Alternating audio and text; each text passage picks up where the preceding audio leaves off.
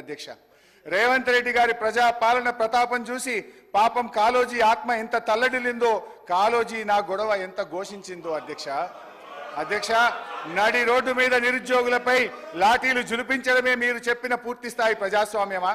Arts కాలేజీలో జరుగుతున్న లాఠీ చార్జీని చిత్రీకరిస్తున్న జర్నలిస్టును అసభ్య పదజాలంతో బూతులు దిట్టి కొట్టడమే నా కాంగ్రెస్ మార్కు ప్రజాపాలన?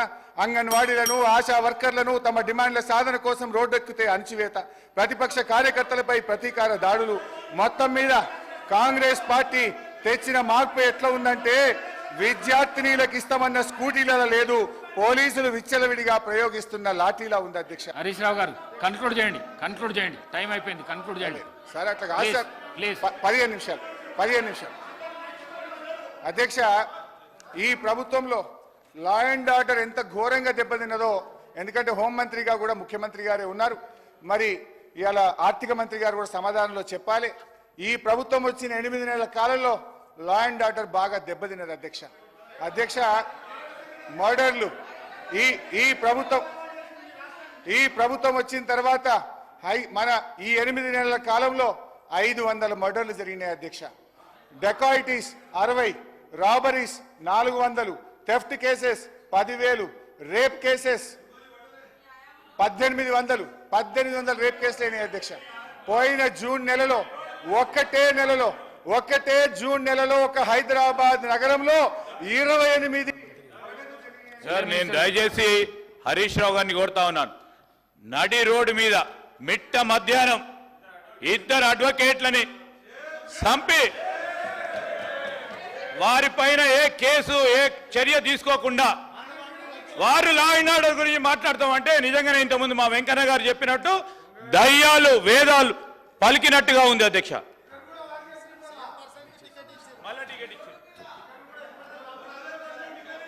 అధ్యక్ష సార్, నేను రాష్ట్ర ప్రయోజనాలు దృష్టిలో పెట్టుకొని మాట్లాడుతున్నాను. ఈరోజు ఈ ప్రభుత్వం వచ్చిన 8 నెలల కాలంలో 1,00,000కు పైగా ఎక్కువ కేసులు నమోదైనాయి అధ్యక్ష. ఈ మధ్య ఒక అమ్మాయి పోలీస్ స్టేషన్ కోసం, ఒక ఆడబిడ్డ ఆటో ఎక్కి పోలీస్ కంప్లైంట్ ఇవ్వడానికి పోతే ఆ ఆటో వాళ్ళు కారులో ఎక్కించి గ్యాంగ్ రేప్ చేశారు అధ్యక్ష. అంటే హైదరాబాద్ నగరంలో ఇలాంటి పరిస్థితి ఉంటే మన నగరం యొక్క ప్రతిష్ట దెబ్బతింటది. దయచేసి ఆలోచించండి. నేను ఇంకో మంచి ఎగ్జాంపుల్ కూడా చెప్పాలనుకుంటున్నా అధ్యక్ష, ఒక్క నిమిషం. ఈ మధ్య ఒక మంత్రి గారు, నేను పేరు చెప్పను కానీ, ఒక మంత్రి గారు రాత్రి 10:30-11 గంటలకు వారి బిడ్డ ఐస్ క్రీమ్ తినాలనుకుంటే మంత్రి గారు వారి బిడ్డ ఐస్ క్రీమ్ కొనుక్కుందామని హైదరాబాద్లో బయటకు పోయిందట. బయటకు పోయి ఐస్ క్రీమ్ కొనుక్కుందామని తిరిగితే ఏడ చూసినా షాపులు బంద్ ఉన్నాయట హైదరాబాద్లో. అన్ని షాపులు బంద్ ఉంటే తిరగంగా రోడ్డు మీద ఒక ఉత్తరప్రదేశ్ ఆయన అదే చిన్న బండి ఐస్ క్రీమ్ బండి పోతుంటే ఆడ ఆపుకొని ఐస్ క్రీమ్ కొనుక్కొని ఏమైందో అన్ని దుకాణాలు బంద్ ఉన్నాయంటే, ఈ గవర్నమెంట్ వచ్చినాక ఏమైందో ఏమో మేడం, ఏమైందో ఏమో పోలీసు వాళ్ళు లాఠీ చార్జీలు చేస్తున్నారు, 10కే దుకాణాలు బంద్ చేస్తున్నారని ఆ మంత్రి గారికి ఆ ఐస్ క్రీమ్ బండి ఆయన చెప్పిండట. ఈ విషయం ఆ మంత్రి గారు ఒక వీడియో కాన్ఫరెన్స్ లో డైరెక్ట్ ముఖ్యమంత్రి గారు చెప్తే రాష్ట్రంలోని ఆఫీసర్లు అందరూ విన్నారా మా వీడియో కాన్ఫరెన్స్ లో? అన్నా మన గవర్నమెంట్ వచ్చినాక పోలీసు వాళ్ళు ఎటువంటి అటే కొడుతున్నట రోడ్ల మీద, 10కే దుకాణాలు బంద్ చేస్తుందని అనే పరిస్థితి వచ్చింది. సో నేను అనేది ఏంటంటే, దయచేసి లా అండ్ ఆర్డర్ అనేది రాష్ట్రానికి చాలా ముఖ్యం. పెట్టుబడులు రావాలన్నా, ఉద్యోగాల కల్పన జరగాలన్నా లా అండ్ ఆర్డరు చాలా దెబ్బతింటున్నది.